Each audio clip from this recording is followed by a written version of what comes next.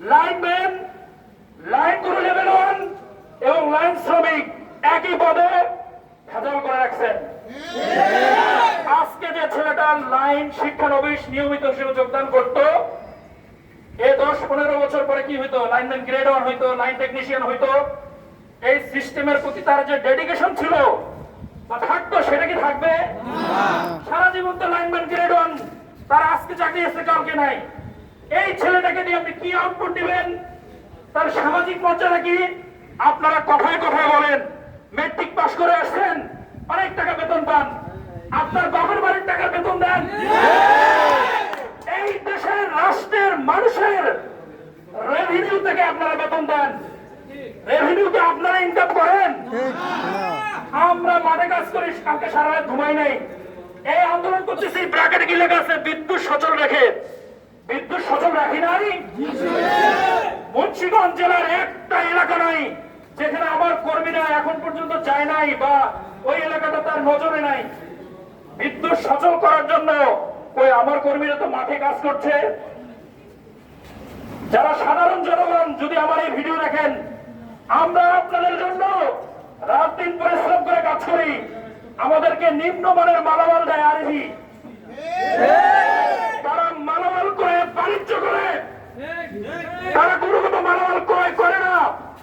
যার ফলশ্রুতিতে সামান্য ঝড়ে বা একটু বেশি লোড গেলেই বা যে কোনো মানে প্রাকৃতিক দুর্যোগ ঘটলেই বিদ্যুতের ইন্টারাপশন হয়, বিভ্রাট হয়। কই আপনারা তো মালামাল যারা ক্রয় করে তাদেরকে তো কোনোদিন সাসপেন্ড করে দেখলাম না।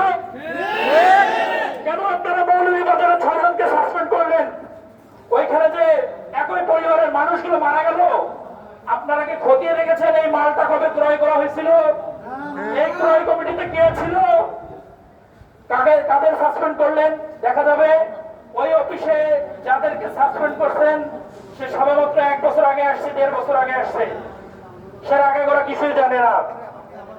আপনার লাইন পরিচালনা করার জন্য যে স্ট্যান্ডার্ড, আপনারা যে ইনস্ট্রাকশন, বুকে হাত দিয়ে বলেন তো কয়টা বিবিএস এ ইনস্ট্রাকশন অনুযায়ী লাইনগুলো দিয়েছেন?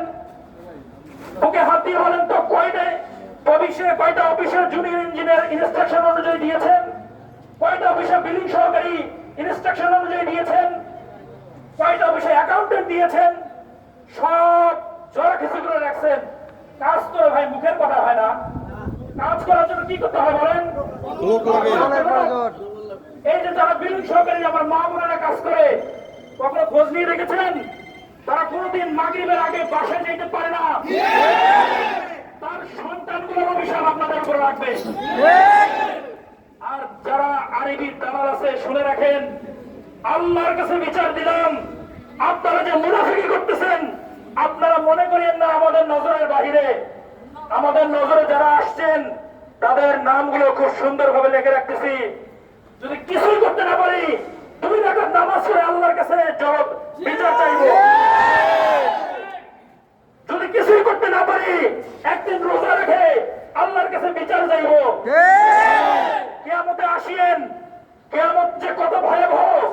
যদি কোনো হুজুরের কাছে বয়ান শুনেন, যদি কোনোদিন কিতাবে পড়েন, আল্লাহর কসম কোনোদিন কারো 1 পয়সা আপনারা কি করবেন না, নষ্ট করবেন না, মুনাফিকি করবেন না, চুগলখড়ি করবেন না। এই সমস্ত মুনাফিকরা হলো আস্থা করে, এদেরকে আজকে যারা ব্যবহার করতেছে 2 দিন পরে ছুঁড়ে ফেলে দিবে। শুনেন, আজকে এখানে কথা বলতেছি, প্রথম লাল তালিকা আমার নামও আছে। যে কোনো সময় ঝরে পড়ে যেতে পারি, মরে তো যাব না। আমরা চলে গেলে আপনারা যারা আছেন আপনারা রুখে দাঁড়াবেন। একটা গ্রহণযোগ্য সুন্দর ফয়সালা না নিয়ে আমরা ঘরে ফিরবো না। ঠিক আছে তো ইনশাআল্লাহ? সারা বাংলাদেশের 40,000 কর্মীর যদি একজন না আসে, আপনি একাই ব্যানার নিয়ে দাঁড়িয়ে থাকবেন। যে সমস্ত পল্লী বিদ্যুৎ সমিতির ভাইয়েরা এখনো মাঠে নামেন নাই, তাদেরকে বলতে চাই, আর কতকাল গোলামি করবেন?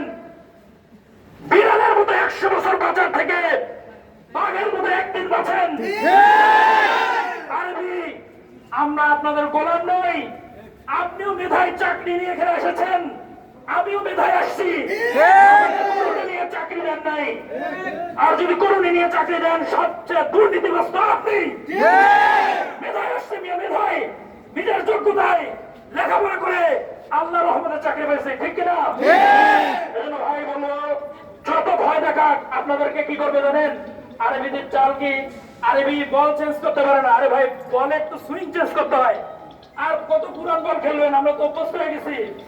এখন করবে কি, কিছু মিটার রিডারকে সুযোগ দিবে, কিছু লাইনম্যান লেভেল 1 কে সুযোগ দিবে, কিছু জুনিয়র ইঞ্জিনিয়ারকে সুযোগ দিবে, কিছু ইসি কে সুযোগ দিবে, কিছু দপ্তরে দেশ করে আমাদেরকে ঠান্ডা করার চেষ্টা করবে।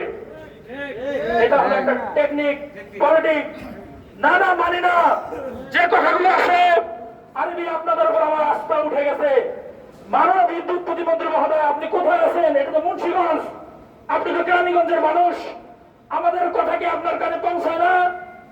আজকে আমরা বিদ্যুতের কাজ করছি বিধায় তো বলেন শতভাগ বিদ্যুৎ। দয়া করে মাননীয় প্রধানমন্ত্রী, আপনি গণতন্ত্রের মা। আমি তো অবাক হয়েছি, আপনি যখন একটা সেতু উদ্বোধন করতে যান, তখন দেখি ওই গঙ্গাচড়ার চর এলাকায় 100 মিটারের একটা সেতু যে উদ্বোধন করছেন, ওই নড়িয়া, শরীয়তপুর, কোথায় কোথায় সব নেটওয়ার্কিং থেকে আপনার মাথায়। তার মানে কি এগুলো আপনি হৃদয় দিয়ে গ্রহণ করেন? আমরা তো আপনারই সন্তান। 40,000 কর্মকর্তা কর্মচারী দিন রাত কাজ করে, রোদে ঘামে বৃষ্টিতে পুড়ে আমরা এই গ্রামগঞ্জের মানুষকে বিদ্যুৎ দেই। মাঝে মাঝে কান্না আসে, যেই সমস্ত রাস্তায় মোটরসাইকেল চলে না, ঠেলা গাড়ি যায় না, আমরা ওই সমস্ত জায়গায়